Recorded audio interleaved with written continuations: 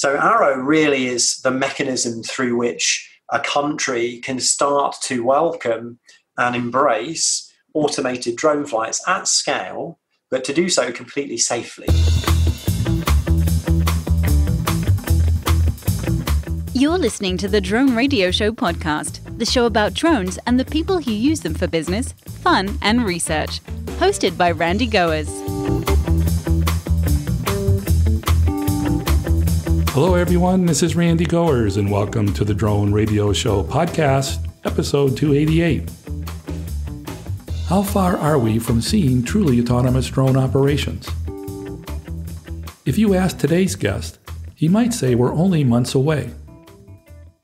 Richard Parker is founder and CEO of Altitude Angel, the world's leading UTM and U-Space technology provider, delivering solutions enabling the safe integration of drones into the airspace. Altitude Angel's platform provides data and services to established airspace management organizations, as well as drone manufacturers and software developers. Its solutions are accelerating the realization of both the social and economic values which drones bring. Richard's diverse experience across a range of verticals, coupled with a strong background in software design, technology, and cybersecurity, ensures Altitude Angel continues to drive innovation in the emerging UTM sector. Earlier this year, the company was authorized to create the world's first commercial superhighway drone corridor in open and unrestricted airspace. The corridor will support fully automated drone flights beyond visual line of sight from any drone company. In this episode of the Drone Radio Show, Richard talks about Altitude Angel, the Aerodrome Zone, and how it will help safely scale autonomous drone flights. But before we hear from Richard, I want to thank those of you who are supporting my funding campaign. Whether it's $1, $100, or much more, you can help defray the cost of production and keep the podcast going and growing. Go to droneradioshow.com/donate. And by the way, if you have an idea for a great show and want to share your experience, please contact me at randy@droneradioshow.com. So let's learn how the Aerodrome Zone will scale autonomous drone operations with Richard Parker of Altitude Angel. Let's pick up the interview where I asked Richard to introduce himself. My name is Richard Parker, and I'm the founder and chief executive officer here at Altitude Angel. Richard, what is Altitude Angel? So Altitude Angel is a company, an aviation software company that is effectively building the next generation of software infrastructure. So that's digital software and services that help to upgrade our existing aviation infrastructure so that we can be ready for embracing autonomous and automated unmanned aerial systems into the airspace on a regular basis. How long has it been in existence? So we're about 5.5 years old now. Really been kind of in R&D mode probably for the first kind of 12 months of our life. So that means, researching the area, making sure we understand who are the main actors and what do they need from technology, and then really starting to release a lot of that early technology that was developed, back in that first year over the last 3 or 4. And we've done some really impactful things during that time frame. Was the company started specifically for the autonomous unmanned systems sector? When I built the company, it was started with that very specific focus in mind. So we really wanted to bring the power of automated air transport to as many people as possible. And we really wanted to find a way to solve those big challenges that really stop companies taking advantage of automated drones. So, for example, the line of sight problem. So we wanted to set around thinking and building technologies that enable all of the various stakeholders that need to get involved in making that happen, to enable them to have the confidence, and then to enable the innovators to have the technology they need to get out there and fly. What is the system designed to do? So at the core of what we do is what we call our UTM platform, or our Unmanned Systems Traffic Management Platform. And UTM is effectively, for us, it's about the gradual introduction of more automation into the airspace over a period of time. And our core platform effectively offers a number of different services via the technology that's there. So the first service would be information. So you can come to our platform, completely for free. We don't need to sign up, put credit cards in, etc. You go to dronesafetymap.com. Pretty much anywhere in the world, you will get one of the most accurate views of what are the local regulations for flying a drone. In other words, where you can fly and where you can't fly. You'll also get access to things like relevant weather information, NOTAMs that have been really kind of richly parsed, so they're very accurate. And then that also forms the input and the basis for a lot of the data that we use in our slightly more advanced services. So one of the things that we have as a platform which enables folks who manage the airspace today, so in many countries that's the ANSP or the Air Navigation Service Provider, the FAA in the US, NATS in the UK, for instance, or LVNL in the Netherlands. And we give them tools to be able to integrate UTM workflows into their existing infrastructure. So what does that look like? That might mean allowing a drone operator to file a request to fly through controlled airspace using a mobile phone that gets routed through our cloud network and appears on a 15-year-old, flight management system inside a tower that the traffic controller can then make a decision on, and then doing the same in reverse. So, you have this really innovative community, fast-moving ecosystem on the outside of the aviation world that then connects into a very highly regulated one. So we get better communication. And then the last facet of all of this is we have, increasingly been focusing on building services to support automated navigation at scale. So that means traffic orchestration and effectively digital air traffic control for unmanned systems. And that's really where kind of Arrow comes in for us. Let's segue into that because it sounds very interesting. Tell us about the Aerodrome Zone. What is it? Arrow is a project really that follows on the coattails of some work we did in 2018 called Operation Zenith, which was very briefly for your listeners. If you're interested in learning more about Operation Zenith, you can head to operationzenith.com. And effectively what Zenith did was show the world that, you can have highly automated drones as well as human piloted drones operating in a really high risk area. Like, for us, it was at Manchester International Airport here in the UK during normal operations. So without a change in the law, all of this can take place safely. And then what we decided was, demonstration proof of concept that the technologies that we've built and the partners that we have are very keen to get this rolled out.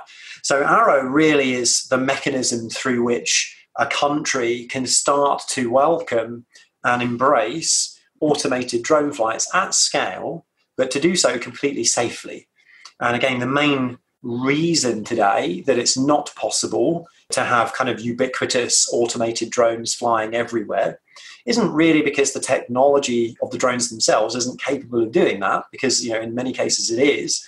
It's actually because there is nothing available that provides assurance from a safety perspective that the airspace that you're flying within is actually clear. It's clear of other manned aircraft, it's clear of low-flying GA, for instance, or hang gliders. And really Arrow aims to solve, within its kind of coverage area, aims to solve that kind of surveillance piece where it can see everything that's occurring in the sky, including the planned stuff as well as the unplanned events, and then feed and relay all of that information in real time back to our UTM platform so that the software can help make decisions about the flight paths of aircraft that are flying within our zones, and we can keep them all safe. You've said quite a bit, and I want to explore the details further. But to start, the corridor is located along the Thames River Valley. But where exactly?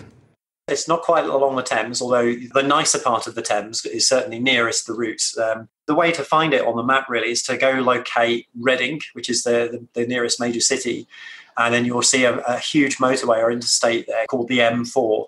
And it's just south of that M4 as it approaches Reading. So it's in quite an industrial area. There are certainly some very large industrial warehouse units at one end of the corridor. All the way at the other end, we've got, I think it is Europe's either second busiest or busiest out-of-town business park. So there are hundreds of companies that rent space there as their offices. So in keeping with altitude angel tradition, we decided that we didn't want to just kind of create a really simple demonstration environment. We want this to be a production corridor. We wanted to really test the power of that technology in some challenging scenarios. So the route doesn't just run parallel to the infrastructure. It actually crosses the major interstate, and it also crosses a major railway link as well throughout the journey that it takes. So, this is very key for us, because if we're going to roll this technology out and our partners are going to take these Arrow towers and move them around the country and deploy them where they need to be capable of operating in virtually any environment. And that's really the final piece there, which is saying, you will notice if you look at it on an airspace map like dronesafetymap.com, there is no restricted area. So we're not doing this in a temporary restricted zone or a temporary danger area. It's key for a scale to be able to achieve this in unsegregated airspace. How long and how wide is the corridor? So the area is 8 kilometers, which is about 5 miles long. And it's about 500 meters wide, which is about a third of a mile, something like that. And, those are well within the technical sort of maxima for what the technology can deal with. But that area gives us a nice amount of space in which to run multiple concurrent drone operations. And then over the course of, the next 6 to 12 months, we can really start to scale that up from a couple of operations per hour in a single direction each time, all the way up to effectively multiple horizontal and vertical highways in each direction. And that's really where we're pushing towards. Obviously, you're working with the Civil Aviation Authority in England. How did the partnership evolve? The regulator's role is really to support the ecosystem and to make sure any new technologies, any new systems are safe and fit for purpose. And, we've got a really good relationship with the CAA here in the UK, but certainly also lots of different national aviation authorities around the world. And what we really wanted to do when we approached them with Project Arrow was embrace them very, very early on, because clearly safety is the number one priority when considering a technology like this. And actually what we've been working on with the CAA here is really a pathway whereby the Arrow technology can be certified as a detect and avoid solution.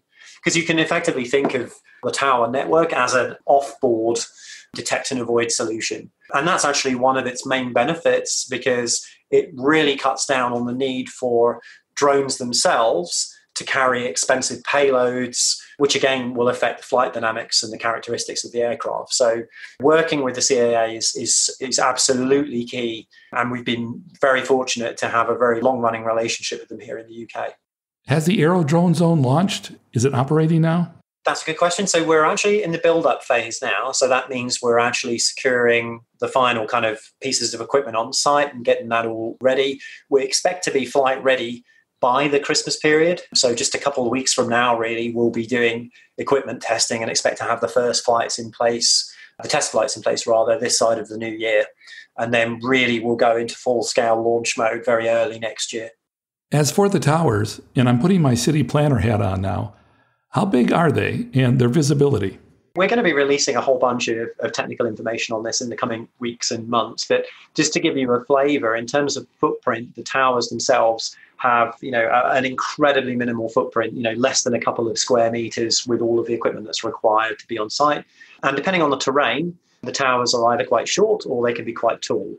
So again, the area that we've chosen in part because of the really challenging conditions that it presents, but equally because there's not a lot of variation in the elevation along the course. So it means all of our towers can be nicely standardized in size. And the towers themselves are designed to effectively operate as like a lattice, so we can configure those towers with whatever types of sensors or communications equipment that we feel is necessary to mitigate the very kind of specific risks that might exist in that area. And then the towers, as I say, also have different capabilities between them. So, for example, towers at either extreme of the corridor have different equipment to towers that effectively act a little bit like repeaters. What do companies have to do if they want to use the corridor?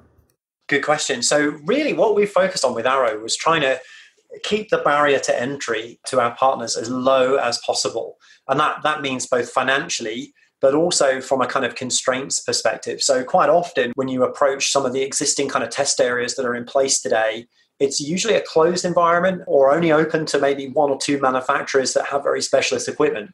We wanted to flip that paradigm on our head and use a method which is very, very similar to the way that the road network operates in most countries around the world, where you have a a body which looks after and provides the road, and then you have another body which sets the regulations for that road. And providing you meet those regulations, you can put an 18-wheel lorry there, you can put a sports car, you could ride a bike on it. And we've done exactly the same thing with Arrow. So what we're working towards here is effectively a very small terms of service, which we expect all partners to sign up to. And that very clearly sets out how the towers work and how the services that the towers will provide will work.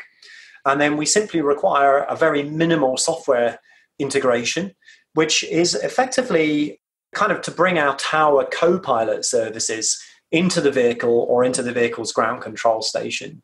And that's because the principal mechanism through which the towers operate is to very occasionally send instructions to a vehicle to help it avoid a conflict. So it might send a command to move to a new location or alter the flight path, or it might send a hold command or even a land command, etc.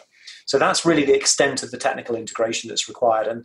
And due to that, because there are no specific hardware requirements on the kind of the vehicle manufacturers, you can effectively integrate almost any type of aerial vehicle into the zone. And we already have partners, our early launch partners are building both very, very kind of, over sort of 100 kilo fixed wing cargo aircraft, all the way down to very small kind of traditional kind of quadcopter formats as well.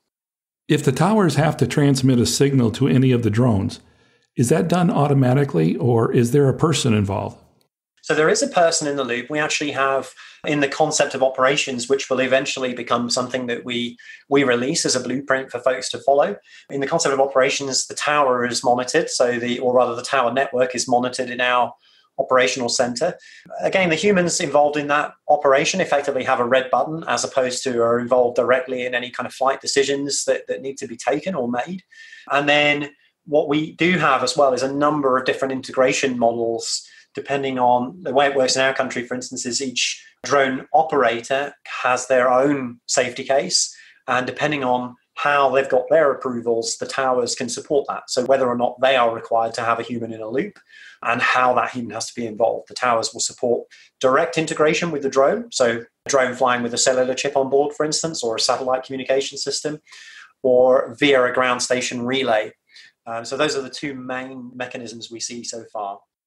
What sort of protocols do you have if people are flying a drone in the corridor and don't want to participate in the system, or that they just happen to be flying through without any knowledge that it exists? Yeah, so that's a really good question, because again, one of the reasons we wanted to specifically site the area in a location where there aren't any restrictions is because, again, this is going to be key to demonstrate if we want to ever see mass adoption of automated drones, particularly in a town or a city or another big, highly populated area or even a high traffic area. You have to be able to build a system that can deal with, in this instance, what you would call a non-cooperative aircraft. And that doesn't mean that it's not doing anything it's otherwise allowed to do. It simply means it's not participating in the control that is offered by the towers. So in this instance, the towers themselves are able to detect aircraft that are not participating, in other words, not under the control of the towers.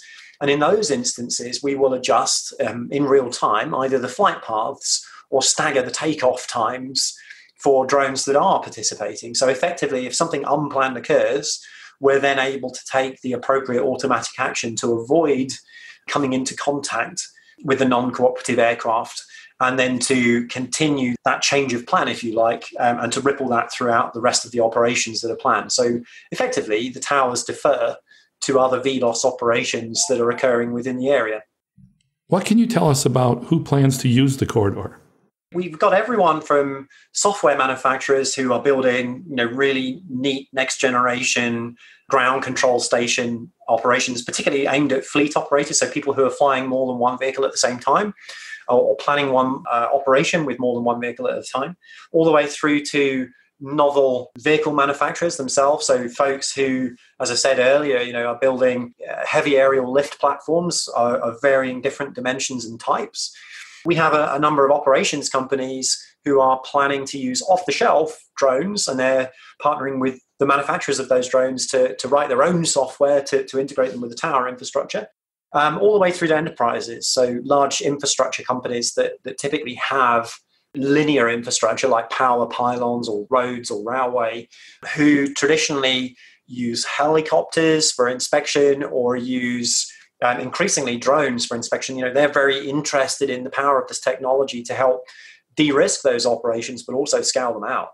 So we've got everyone from companies that want to operate drones as a service for their partners, all the way through to enterprises that want to fly them themselves, and of course, deliveries. And that's one of the big test points of our corridor, is the ability to enter and exit the test zone at various different points. It's not simply a point A to point B corridor.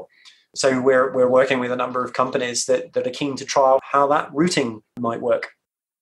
Are many of the users currently located in the corridor, or will they be coming from the outside? The reason I'm asking, again from a planning perspective, I'm wondering if the local councils see the corridor as an economic development tool, a way to boost investment in the area. Yeah, so I guess putting the town and city planning hat on as well, although I'm not obviously a town and city planner, we work very closely with the two councils that effectively are on either side of the corridor. And so we have kind of like a council to council handover in the middle, and we're bringing them in. They're very interested in the economic development benefits. Reading, for example, is a city which is very well connected to central London with road and rail infrastructure anyway, and is looking as part of its future transport plans to understand how the advent of drones would potentially change and influence that pathway. So, and again, obviously, with any new technology and with any new type of transport technology, particularly, you also have a public sort of perspective to deal with. And that's one of the great things that the Arrow corridor provides, is the ability to learn from the public perception of those operations as well, and then to tune the operations around the different towns and councils' requirements, for things like daylight hours of operation or approach pathways, etc. So coming back to your first part of that question was, where are these companies located? Reading has an incredibly high concentration of technology companies anyway. It's one of the reasons we're here. To give your listeners an idea, some of the world's biggest tech companies have their UK headquarters here in Reading. For example, Microsoft and Oracle are just around the corner. So it's a great tech hub, but we've had so many applications from both national and international companies that want to come and build and test their vehicles here in this very permissive environment. So I think we're only just starting to scratch the surface of interest in Arrow, and certainly as we continue the rollout of it over the next few months, we expect to see many, many more companies applying to use and to come to Reading to test it. When you characterize the corridor as having a very permissive environment, how does that compare in general with the perspective in other areas of England? So there are certainly test areas in England, just as there are in other countries around the world. But again, a lot of those test areas are either in temporary danger areas or they're private. So they're, for example, owned by one institution, and it's only that institution that can fly there. And for us, as I say, it was key for us to establish an open access zone effectively, which, providing that those companies have completed that integration, that's been certified, then they can get airborne with minimal fuss, minimal cost. Then that really starts to open up the automated and beyond visual line of sight market. And that is unique in the UK. But we are very pleased already to be having a few of these areas in the UK that we're going to be opening with the support of the Arrow technology. And then very, very shortly in 2021, rolling that out in a few other countries around the world as well. Can you give us a glimpse of the roadmap that you plan for the system over the next few years? What happens as a result of what you're doing here and now, and how will that fit into your overall strategic plan for the future? I think just to give a rough indication, Arrow for us is still very much the subject of an intense amount of R&D investment. So there's a lot of learning still to be done in how Arrow is going to operate in the real world and how people want to use it, what kind of things towns and counties and cities have concerns around and how they need to manage that, how does law enforcement interact, et cetera, et cetera. And this is before we start thinking about, what information from the Arrow zones does the existing aviation infrastructure require, et cetera, et cetera. So with that in mind, the near-term deployment plan is certainly to establish more of these zones, not just here at home in the UK, but certainly out in North America and various different states across Europe that have already approached us about replicating that. and then learning collectively how those towers are operating, how people are using them in those jurisdictions, and what needs to change ultimately to best support that. Now, in terms of commercial use, where we see very significant benefit is, it would be very unusual to assume that, the best way for a country to welcome, mass drone flights is to deploy hundreds of thousands of towers across the landmass of the country. That's not something we think is necessary. Before the Arrow Towers, it's not something we as a company have advocated for. Before we see this happening nationally, you don't need this ubiquitous infrastructure. What we do think is very likely is that enterprising towns and councils are going to identify routes or zones in which they really want to start testing and integrating, or even actually, releasing production services that do use drones. And where we see an obvious initial lower risk link is actually between airports. So, not talking about necessarily big international airports, but smaller municipal airfields that currently have routes between them. There are already controls in place. There are already established flight zones. In terms of a commercial rollout of automated BVLOS technology, it's much easier to follow the paths that have already been trodden. And we think that's going to be a really nice mechanism then to start thinking about, going out 4 or 5 years from now, branching off from those main kind of trunk corridors that get created into other zones. So what I will round that off by saying is, we talk about Arrow today as a corridor, but the towers themselves have been designed to mesh with other towers and to really create large three-dimensional volumes of airspace that people fly within rather than just kind of linear corridors. And that's how we think we're going to see quite wide adoption in accordance with what local towns, cities and councils want to see in a really easy, controllable fashion.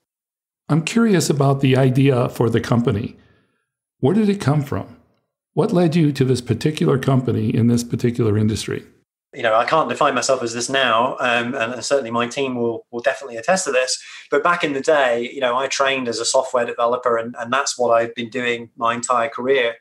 And I guess, like most careers, at some point you probably hit a junction. You think, right, how can I turn this up a notch? How can I really challenge myself? And for me at the time, it's going back sort of 7, 8 years now, this was to come out of the virtual world and move my software expertise more into the physical world. So in other words, robotics. And I've always been a person who's a passionate follower of aviation and very passionate about aircraft, etc., and flight in general. And I decided that before drones were really kind of popular and mainstream and cheap, that I wanted to learn how to build my own one. So I learned about electrical engineering and spent, in a long story short, spent a long time building my very first drone, 3D printing all the parts, etc. And I had a great time doing that. But, I actually found out that after I'd done all of this, not only was it really challenging and not something I actually did enjoy, as much as I enjoyed the fact of thinking about, okay, if I'm able to do this, where is the market going to go with all of this in the future? There are smarter people than I out there from an electronics engineering perspective. And, even back then, there were companies doing amazing things with, starting to build their own drones. What I was much more interested in was, how can I connect these drones to the rest of the aviation network? What does that look like? And how can a drone answer the question, where can I fly? And is it safe? How do you as a human know where you should be doing all of this? So that was really the kind of ignition point for Altitude Angel, really. It was recognizing that this technology is coming. It's going to suffer unless we can find a way to integrate it with the network around it. How do we as a company accelerate and catalyze that ecosystem?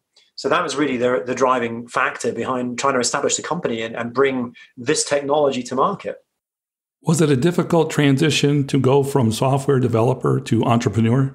I think certain software developers, when you're kind of more of a senior type, or maybe you're more on the architecture side of software engineering, you kind of are a bit entrepreneurial anyway, I think, by virtue of the fact that you often see a problem or you're presented with a problem and then you have to come up with a way of trying to resolve that problem. I think what was useful here was, my specific area of software expertise were effectively systems of scale, so global scale, kind of IoT platforms, massive e-commerce platforms, etc. So what we wanted to build into the core of Altitude Angel was this notion that, this is not about one pilot and one drone. This is about a country and hundreds of millions of drones and an international network that can support not just those UAS, but over time help to solve some of the challenges that exist in existing aviation systems. So everything from basic communication, which is still quite archaic, actually. If you think about the predominant mechanism of communicating from the ground tower to an aircraft, is over VHF, analog radio effectively. There's a lot of scope for improvement. And the real challenge for a company like Altitude Angel or any technology company coming into a regulated environment really is having the right respect for the existing regulations that are there, and then having the wherewithal and the desire, and actually the patience and the grit and determination to work with regulators internationally, to educate them about the technology, but also to be educated by them about the pitfalls of technology so that you can improve it. So that's really where we've been trying to focus. Richard, how can people become more involved or find information about the Aerodrome Zone and Altitude Angel? The best way to get involved, firstly, is head over to our website at altitudeangel.com. You'll see a link on there that you can use to get in touch with us. So tell us that you're interested in Aero, subscribe to the newsletter, and get ready, because over the next few months, on the run up to the festive period, we'll be releasing more and more information about specifically how people can start integrating with the tower technology and get ready for their nearest Aerodrome Zone effectively. So head over to the website, drop us a mail, get in touch, follow us on social media, and keep your ears open, because we'll be talking a lot more about Aero in the coming weeks and months. That's it for episode 288 of the Drone Radio Show. I hope you enjoyed hearing from Richard Parker of Altitude Angel. I want to thank Richard for taking the time to speak with me. If you want to learn more about the Aerodrome Zone, Altitude Angel, or want to connect with Richard, check out the webpage at altitudeangel.com. If you like the Drone Radio Show, please consider supporting the podcast with a small donation. The content is always free, but for as little as $1, you can help defray the cost of production. To donate, go to droneradioshow.com/donate. And thanks for listening. Your support means a lot to me, and I hope you'll listen to more episodes of the Drone Radio Show podcast to hear how others are using drones for business, fun, and research. For the Drone Radio Show, I'm Randy Goers. This has been the Drone Radio Show podcast. More information on today's show can be found on our website at www.droneradioshow.com. If you're using drone technology for business, fun, or research and would like to share your experience on the show, please visit our website and fill out a guest appearance application. And don't forget to follow us on your favorite social media channels.